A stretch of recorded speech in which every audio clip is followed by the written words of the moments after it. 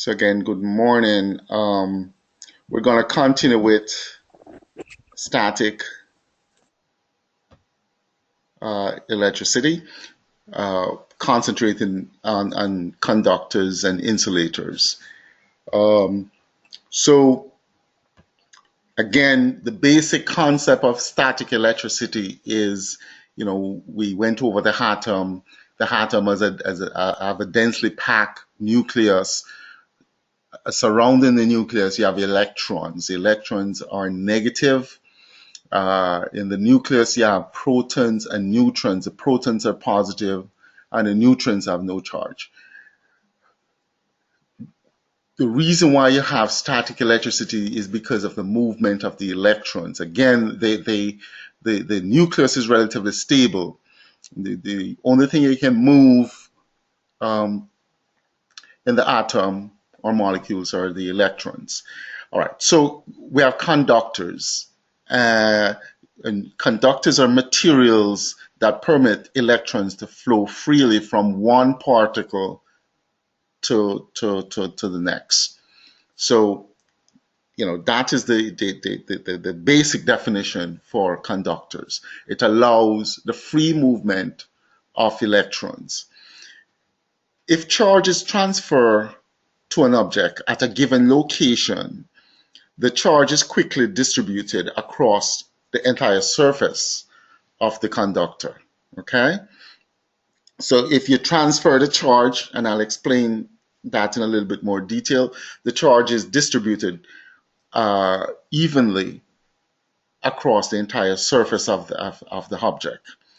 And the distribution of the charge is due to electron movement, the movement of electrons. So say, for instance, you bring a positive charge object and you touch a conductor. If you touch the conductor, okay, what's going to happen is electrons. Remember, the only thing that's going to move is electrons. Electrons from the conductor is going to rush towards the positive charge object.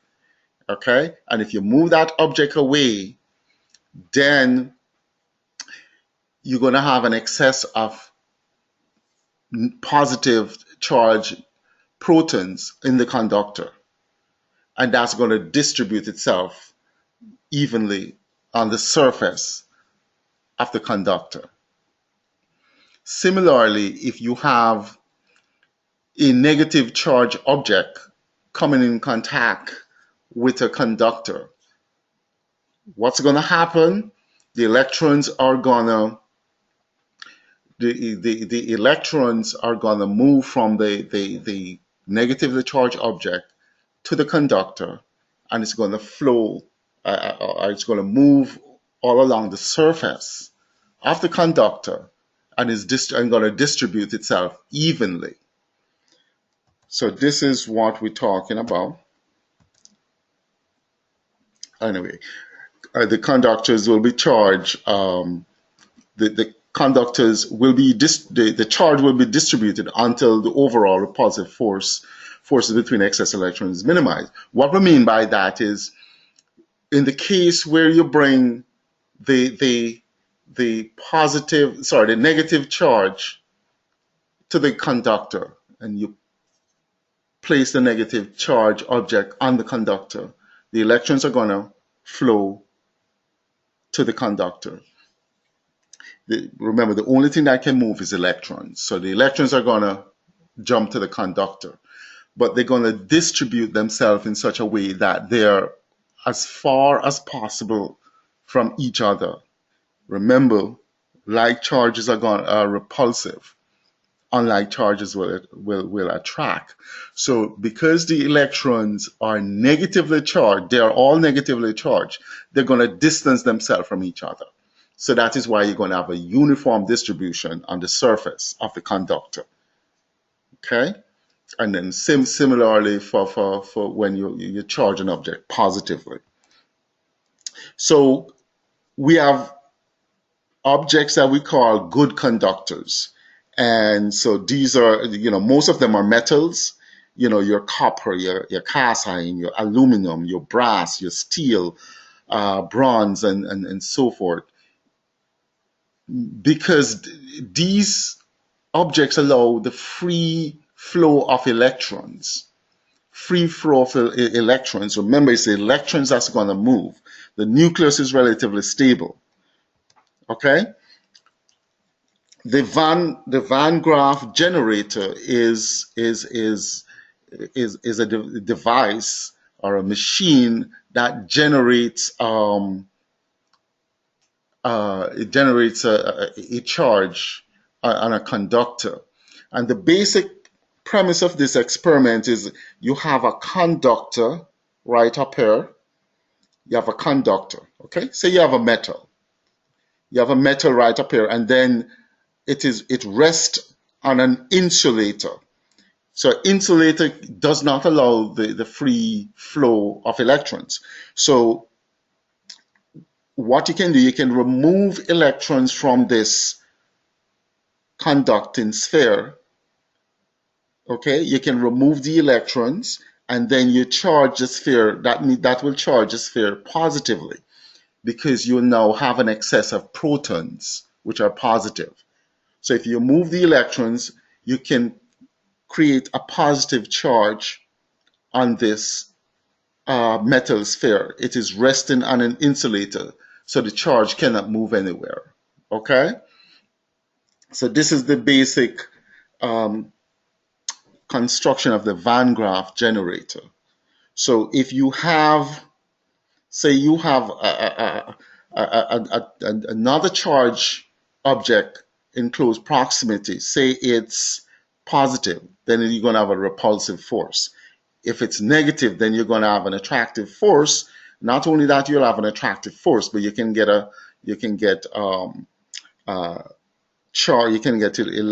electricity.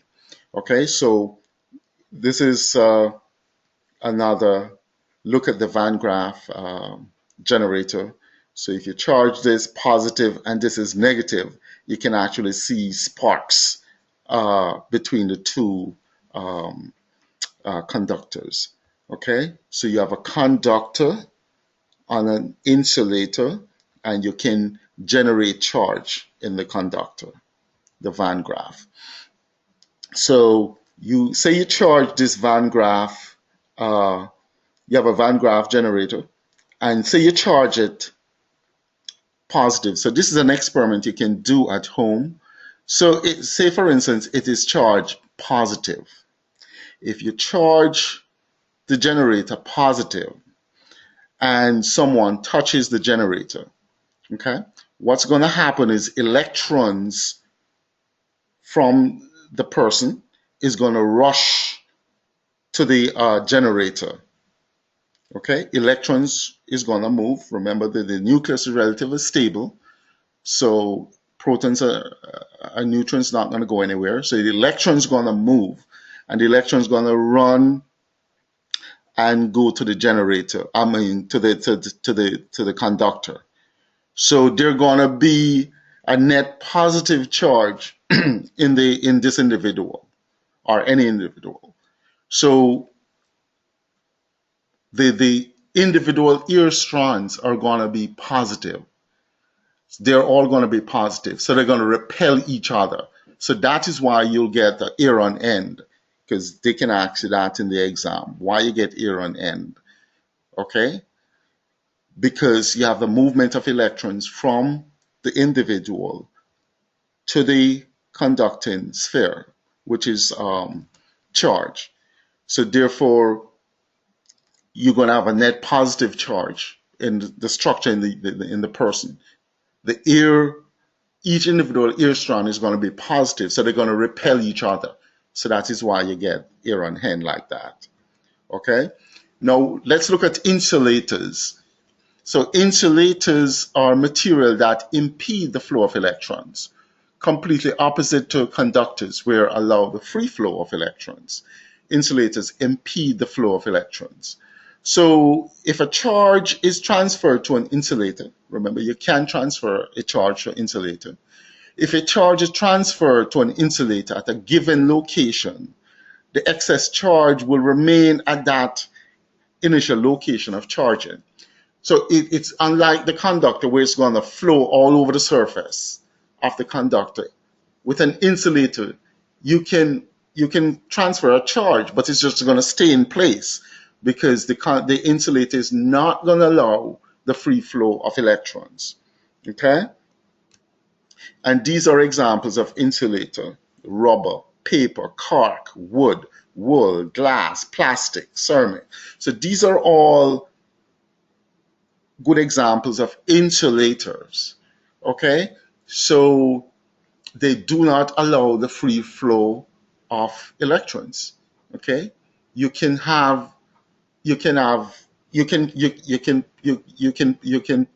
transfer charge to an insulator, but it's not because of the free movement of electrons. And we'll explain that.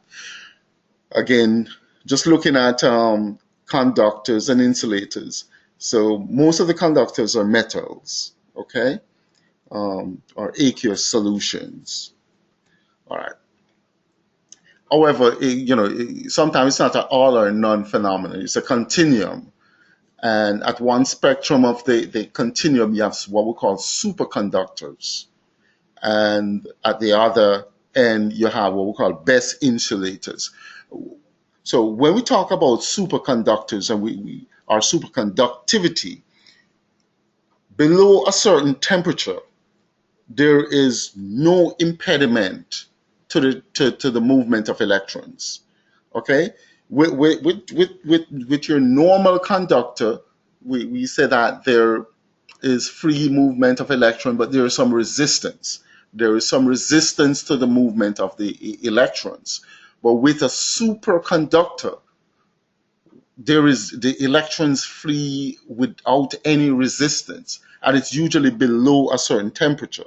So superconductivity is a phenomenon of exactly zero electrical resistance and expulsion of magnetic fields occurring in certain materials when cooled below a characteristic critical temperature. So this graph sort of give you an idea what we're talking about. So this is just a regular metal, and when you cool the metal, so temperature decrease. If you have resistance on the vertical axis, temperature on the horizontal axis, and say you're cooling the metal, copper, you're cooling it. As you cool it, the resistance gets less and less and less and less. But with a superconductor now, if you cool it below a certain temperature, below this temperature, the resistance is going to be zero. That is why it goes. The vertical axis becomes. This becomes vertical because the resistance falls to zero below a certain temperature. So below this temperature, the resistance is zero. Okay. Anyway, so what we talked about just a while ago is what we call polarization. So it's not really charging; it is you polarizing an object. And when we say you polarize an object, you're inducing electron movement within a conductor, or you can polarize a non-conductor, or an insulator, or a neutral object. But this is polarization, okay, which is different from charging. Okay, when you polarize an object, you separate that object into opposite charges. So one end is going to be positive and the next end is negative. Okay, you polarize the object. It's different from charging. One end is going to be of one charge and the other end going to be opposite charge. So this, you can polarize object like this. So you have an insulator. So you have an insulator, say a styrofoam cup, and you have a soda can on top of that. So this looks like our Van Graaff generator. But anyway, so you have your conductor and your insulator. And if you bring a negative charge object close to this conductor, this negative charge object is going to repel the electrons in the conductor. So what's going to happen? The electrons are going to move to the opposite side. And because the electrons are moving away, you're going to have excess protons. So this side is going to be positive and the opposite side is going to be negative. And it's all because of electron movements. Okay? So again, negative charge object is going to repel the electrons. Electrons are going to move to the opposite side. And then you have an excess proton on this side. So it's positive charge. So this is polarization. An example of polarization is, so if you say you have a positive charge balloon, okay, and you have, say, a wall. Remember what we said, if you have a charged object and a neutral object, they're going to attract each other. A charged object and a neutral object will attract each other. And the reason why this occurs is because of polarization. What's going to happen?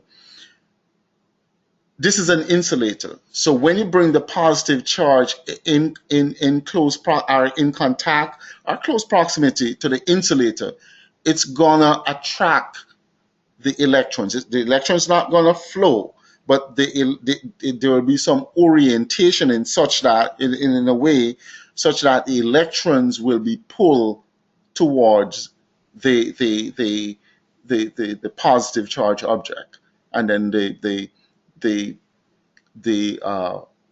you'll have an excess of positive charge over this side.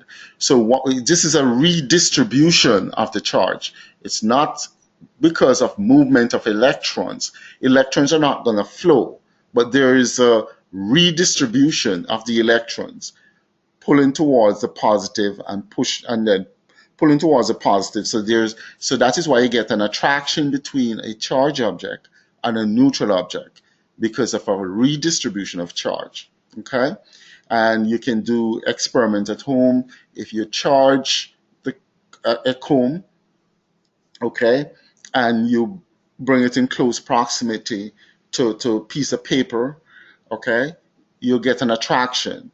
And I was just looking at the past paper, and almost every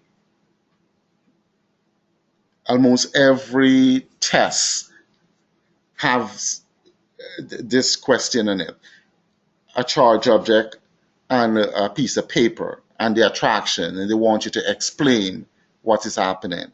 So a charged object is going to attract a neutral object, and it's going to attract the neutral object because of redistribution of charge.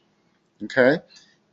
On the neutral object, if this is positive, it's going to attract the electrons to this side. And because it's attracting the electrons to this side, over here is going to be positive. It is not because of electron flowing. It's just a redistribution of charge. All right. Again, conductors allow free movement of electrons. Insulators, you just get an electron redistribution. The nucleus with the protons and neutrons are not going to go anywhere. So everything has to be explained in terms of electron movement. Again, superconductors, the resistance to electron movement becomes zero below a certain temperature. All right.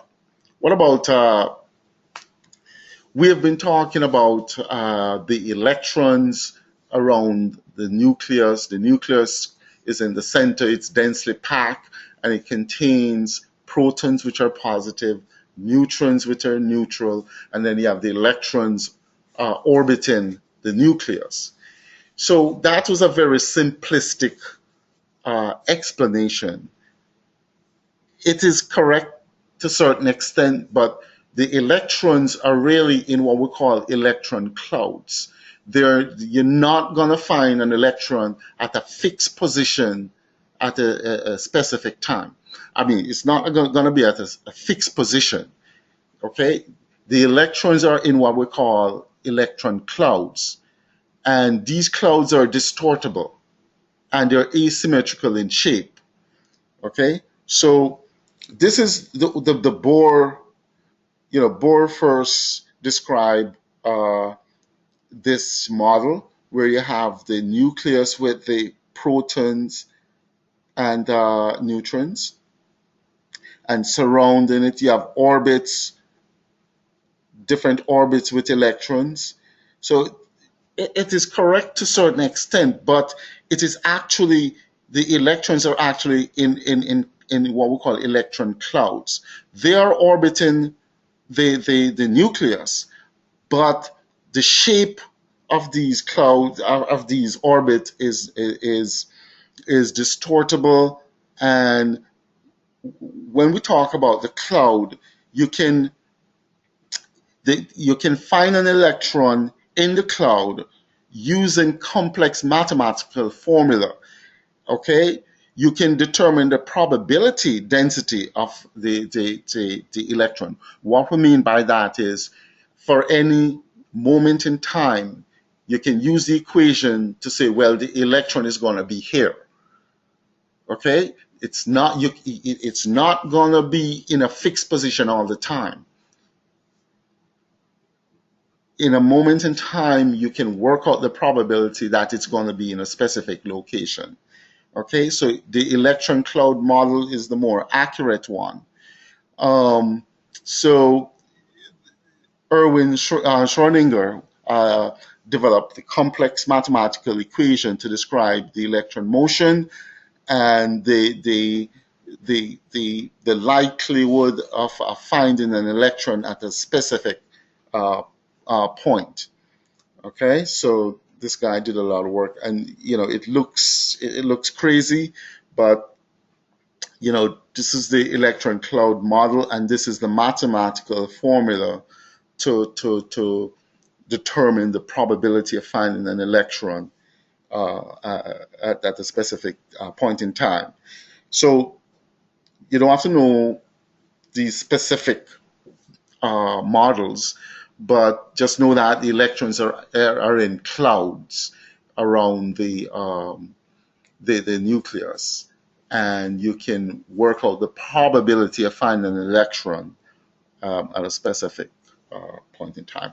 So there are bonds that we call polar bonds, and those of you who do chemistry will have a much better appreciation of this. So the polar bonds, when you combine atoms, they can combine in different fashion. Okay, they can combine in what we call a polar bond, or a covalent bond. When we combine atoms, what they actually do is they share their electrons. Their electrons are shared. Okay. When we say the electrons are shared, it's actually an overlapping of the electron clouds. Remember, we said these clouds of electrons surround the nucleus. So when atoms combine, they actually share their electron clouds, and then the clouds become distorted. So if you have a bond between, say, hydrogen and fluoride, there will be a distribution of the electrons. The electron cloud will shift more towards the fluoride atom. So the fluoride portion will gain a little negative charge, a slight negative charge. And because the electrons are going to move more towards the fluoride, the hydrogen becomes a little bit more positive. So this is what we call a polar bond. The bond becomes polarized. And then for water, the water molecule is polarized to some extent as well. It's a molecule because for water you have one oxygen atom combining with two hydrogen atoms, and then there is a pull. The oxygen has a greater affinity for the electrons, so electrons are going to be pulled towards the oxygen.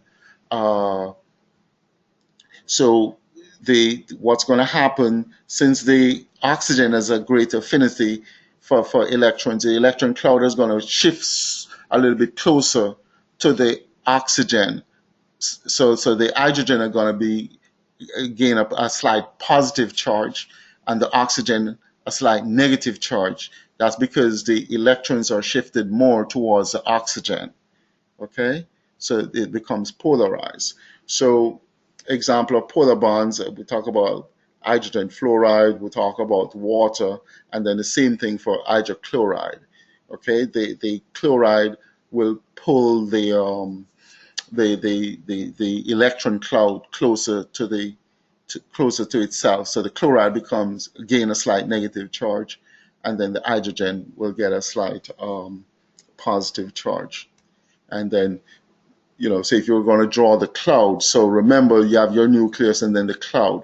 So a covalent bond gonna share the charge equally. So the electrons are shared equally. So the clouds, looks like this. Whereas for your hydroxide bond between oxygen and hydrogen, again there's a shift of the cloud towards the oxygen. So the oxygen becomes a little bit more negative. So it pulls the electron cloud closer to itself. So it is represented by, a distortion where the cloud is larger towards the oxygen.